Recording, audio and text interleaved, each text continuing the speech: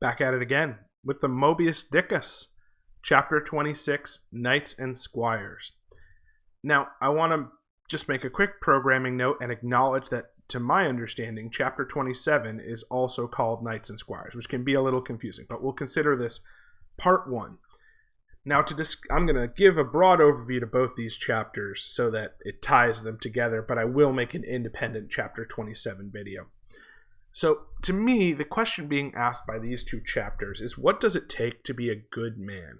Or a good person, rather. What does it mean to be good, and where does goodness come from? So you can see how that's kind of connected with the questions being asked in 24 and 25, which is, where does value come from?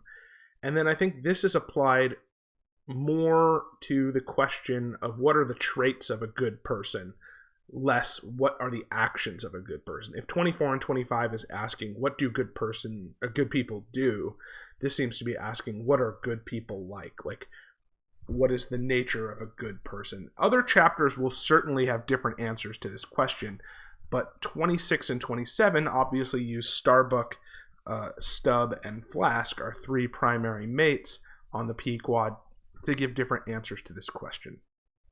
So to begin, let's look at this first big passage in the first paragraph where we get a description of Starbuck, and we'll analyze that to ask, what does this tell us about the text's idea of a good person?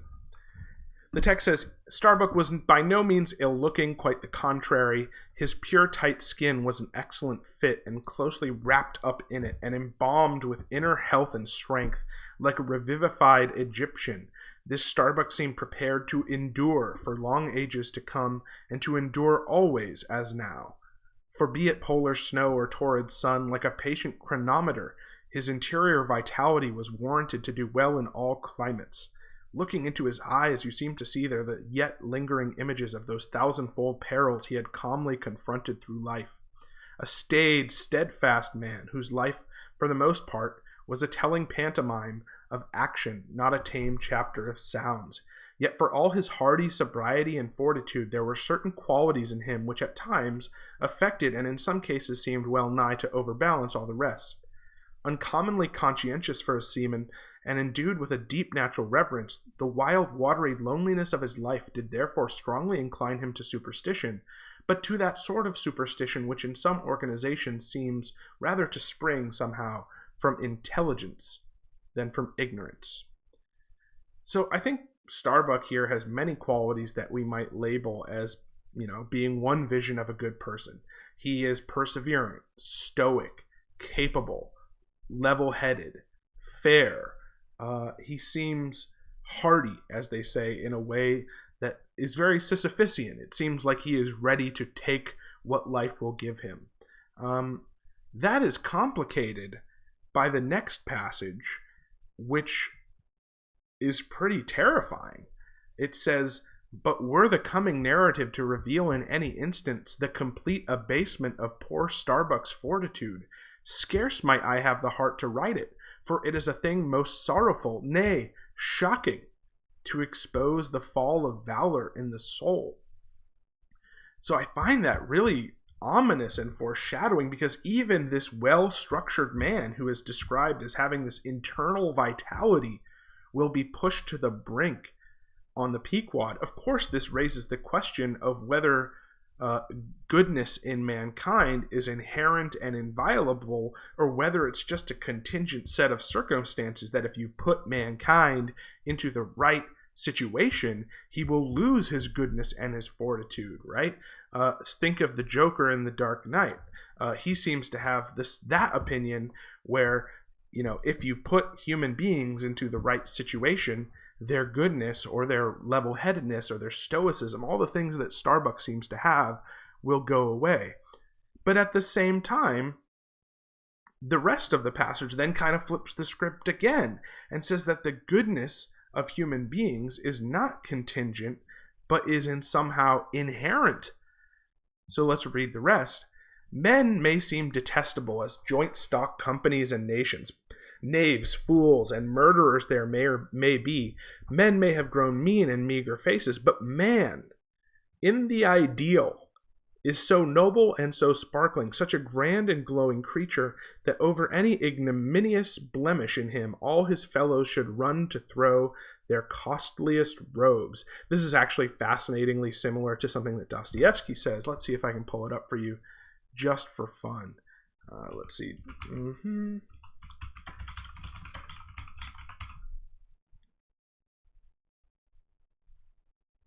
Okay, I paused the video and I went and pulled up my brother's Karamazov, and here I found the passage. I heard exactly the same thing long ago, to be sure, from a doctor, the elder remarked. He was then an old man and unquestionably intelligent. He spoke just as frankly as you, humorously, but with a sorrowful humor. I love mankind, he said, but I am amazed at myself. The more I love mankind in general, the less I love people in particular, that is, individually as separate persons. In my dreams, he said, I often went so far as to think passionately of serving mankind, and it may be would really have gone to the cross for people if it were somehow suddenly necessary. And yet, I am incapable of living in the same room with anyone even for 2 days. This I know from experience. Boy, does that hit home in our current situation, doesn't it, boys? As soon as someone is there close to me, his personality oppresses my self-esteem and restricts my freedom. In 24 hours, I can begin to hate even the best of men. One because he takes too long eating his dinner, another because he has a cold and keeps blowing his nose. I become the enemy of people the moment they touch me, he said. On the other hand, it has always happened that the more I hate people individually, the more ardent becomes my love for humanity as a whole. So, I find that connection a little interesting. It seems that Melville is saying very much the same thing. Men may be detestable, but the idea of man, that's a beautiful thing. And where does he say that beauty of mankind comes from? So if we have this value inherent to us, where does it derive from? That immaculate manliness we feel within ourselves, so far within us that it remains intact, though all the outer character seems gone, bleeds with keenest anguish at the undraped spectacle of a valor-ruined man. Nor can piety itself at such a shameful sight completely stifle her upbraidings against the permitting stars. But this august dignity I treat of is not the dignity of kings and robes, but that abounding dignity which has no robed investiture. Thou shalt see it shining in the arm that wields a pick or drives a spike, that democratic dignity, which on all hands radiates without end from God himself, the great God absolute, the center and circumference of all democracy, his omnipresence, our divine equality. So perhaps we are capable of being good men, and that goodness is inherent, right? Perhaps Starbuck's goodness can be broken down. I suppose this passage doesn't say that goodness is invulnerable to being degraded, but it does seem to say that we hate watching people lose their goodness because that goodness derives from God itself. So pretty, positive passage about human nature that seems to say that a state of degradation is unnatural or somehow blasphemous, that man should be in this kind of happy state, and that is natural, and if he leaves it, that is perversion. The question, which I don't think the chapter answers, is of what could be of such power to strip away the valor in the soul of our boy Starbuck if that goodness derives from God himself.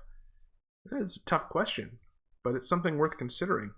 Why are people good? What makes them good? Where does that goodness come from? Why are human beings valuable? Why do we care about people? According to this passage, it's because that goodness comes from God himself. And then finally it says, if I shall spread a rainbow over his disastrous set of sun, then against all mortal critics bear me out on it, thou just spirit of equality, which hast spread one royal mantle of humanity over all my kind. Bear me out in it, thou great democratic God, who didst not refuse to the swart convict Bunyan the pale poetic pearl, thou who didst close with doubly hammered leaves of finest gold the stumped and paupered arm of old Cervantes, thou who didst pick up Andrew Jackson from the pebbles, who did hurl him upon a war horse, who did thunder him higher than a throne, thou who in thy mighty earthly marchings ever cullest thy selectest champions from the kingly commoners, bear me out in it, O God. So once again, a very, very positive passage, which seems to imply that even people at their lowest are capable of a reversal. People who have lost their valor are capable of returning to some sort of spiritual or metaphysical or personal goodness. If you're curious about those examples that we got at the end there, the English preacher John Bunyan was imprisoned while he was writing, or not while he was writing, but after writing The Pilgrim's Progress, which is this novel which is pretty much entirely an allegory for the spiritual person's journey through difficulty towards goodness. So a text that seems to describe the constant possibility of goodness. And then you have Cervantes, obviously a reference to the Spanish writer who wrote Don Quixote.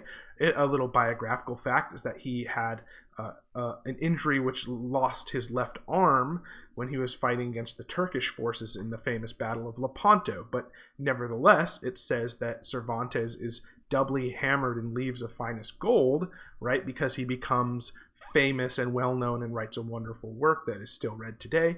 And then, of course, you have Andrew Jackson, the ultimate figure of American democracy, who comes from, a rather poor upbringing and was orphaned very young, but ultimately becomes a hero and then president. So I guess this chapter not only says that goodness comes from some divine place, it's not contingent, it's inherent, but it also ends on a very positive note that says this goodness can always be restored, it can always be brought back. A very optimistic chapter, especially interesting that this optimistic chapter, is playing with that one reference which might make us doubt its positivity about, our boy Starbuck's fall. But at least at this moment, before we know what happens later, we certainly look at this and we say, wow, this is a pretty optimistic passage about the nature of human beings, their moral and ethical attitudes, and their ultimate nature. See you next chapter.